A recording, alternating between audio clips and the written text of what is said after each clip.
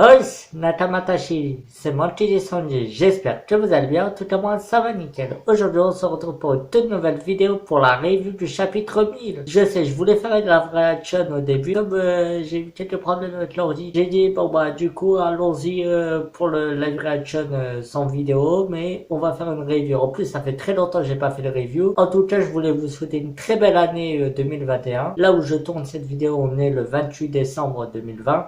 Mais là où vous allez la voir, ce sera le 1er janvier 2021. Alors avant que la vidéo ne commence, n'hésitez pas à liker, à commenter, à vous abonner. Sur ce, bon visionnage. Tandis que le film monte les derniers étages pour aller à la rencontre de Kaido, de Big Mom et de ses alliés, Yamato poursuit son histoire à propos de Ace, où Ace lui raconta tout sur son frère en lui disant que lui et sa peau ne pardonneront jamais à ceux qui se moqueront de son rêve et de lui. Et Yamato, on voit qu'elle pleure en disant que jamais elle ne se moquera de lui. Et cette scène, ça peut toujours nous faire penser que Yamato rejoindra bel et bien l'équipage de Luffy. Il y a 3 scènes qui pourraient bel et bien nous faire penser que Yamato rejoindra l'équipage de Luffy. Déjà au chapitre 999 où elle crie haut et fort: je veux vivre des aventures et être libre comme Oden et prendre la mer. Et là dans ce chapitre, Yamato donna le journal intime d'Oden à Momo. Et ça, ce geste, je l'ai trouvé beau parce que ça transmettait un message en disant: c'est à toi de prendre ton pays en charge et de le protéger, prendre tes responsabilités. Quant à moi, il est temps de prendre ma liberté et de voyager. Et ce geste, c'est comme si ça transmettait vraiment ce message. L'autre, il va enfin prendre ses responsabilités et protéger le pays. L'autre va enfin être libre et voyager. Cette scène, ouais, ça nous rend intéressant. Elle pleure déjà pour le rêve de celui qui n'a jamais vu.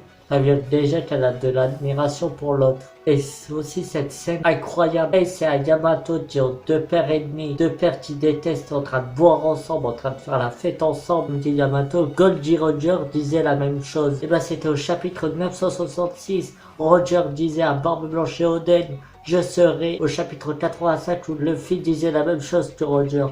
Mais toutes ces images similaires, c'est vraiment un truc de fou.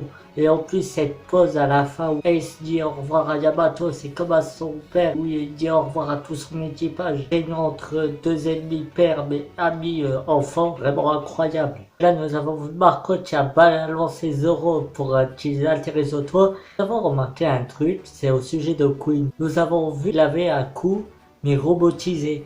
C'est comme si Queen était en fait un robot humain. Et du coup, il y a un truc qui pourrait être vraiment intéressant. Queen pourrait être en fait inspiré de Inspector Gadget. Je sais pas si vous connaissez ce dessin animé. En fait, Inspector Gadget était vraiment un espion avant humain, mais ayant eu un accident grave, il a été robotisé pour pouvoir survivre. Et du coup, ça pourrait être pareil pour Queen. C'est comme ça, peut-être il a rencontré Judge Vitsmoke. Peut-être il déteste Judge parce qu'il l'a transformé en robotisé. Pour ça, à la place de la main, il a une sorte de bras robotisé. C'est peut-être pour ça qu'il a un coup. Il était gravement blessé. Il a failli mourir par Vegapunk en robot. Genre, il peut tendre son bras, des trucs comme ça, vous voyez. Et là, avec son fruit de démon en plus, il peut faire plein de choses. Et là, ce qui pourrait être intéressant, Marco qui maîtrise les deux au cabane comme ça, et qui va sûrement les affronter. Par contre, ce que je verrais bien comme scène, Marco affronte King et Queen. À un moment, Marco il va être plus en difficulté parce qu'il peut pas se contraindre. Et du coup, ce que je verrais bien, à un moment trépide, Marco va survivre, et ben Marco se fera sauver par Sanji. Et Sanji affrontera Queen et Marco affrontera King. Dites-moi ce que vous en pensez. Sanji pourrait revenir en affrontant King et en sauvant Marco. Franchement, ça pourrait être un truc bien. Sanji pourra prouver à tout le monde qu'il n'est pas n'importe qui. Et Marco pourra affronter King comme un combat d'oiseaux. Comme disait Oden dans son journal, dans 20 ans, des jeunes affronteront Kaido et ce sera eux qui vaincront Kaido. Ça fera depuis le chapitre 508 que les 3 supernovas n'étaient pas réunis dans une unique et unique case. Et là, 500 chapitres après, sont réunis au chapitre 1000 mais avec leur second. À part Peppo, Luffy s'avançant vers le corps de son ami Samouraï tout en ignorant les 2 Yonko qui le regardent en lui disant: vas-y, redis ce que t'as dit, ce que t'allais devenir. Et là, on a le chef des samouraïs qui pleure de honte en disant qu'il ne pourrait pas regarder son maître en face. Là, qui pleure en le suppliant en disant: s'il vous plaît, Monsieur Luffy, s'il vous plaît, sauvez ce pays, s'il vous plaît. Et là, on a cette magnifique case où Luffy dit: évidemment que oui, que je vais sauver ce pays car c'est le pays de mon ami. Et là, cette scène peut nous rappeler là où Nami avait besoin d'aide, où elle disait s'il te plaît Luffy, aide-moi.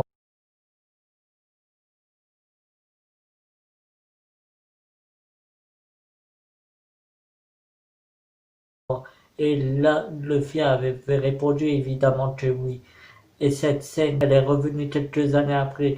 C'est là que Luffy a toujours voulu aider ses amis. Le combat commence après avoir envoyé les samouraïs en bas. Kaido allait l'attaquer, Luffy l'esquiva. Et là, Luffy nous sort une nouvelle technique, le Gam Red Rod. La même chose similaire au Red Hot, mais avec un poids plus énorme. Et avec plus de foulati. On a cette image où Kaido tombe par terre, il se fait fracasse. C'est un truc de dingue. Et là, nous avons une case similaire du jour où Shanks a donné son chapeau à Luffy. Luffy qui regarde les deux Yonko en disant « Je serai celui qui vous dépassera et serai le roi des pirates ». C'est comme ça que se finit ce chapitre. Chapitre 1000, on pourrait rester tout au long du chapitre sur Bataille au-dessus du toit. À la fin du chapitre, ça pourrait être l'acte 3. Prochain chapitre encore, on verrait qu'est-ce qui se passe dans le monde, tout ça, Sabo, Dragon. Et après, on reviendra sur Wano. Là, ça sera la dernière partie. Il restera pas beaucoup de combats, il restera rien du tout. Il restera les empereurs, les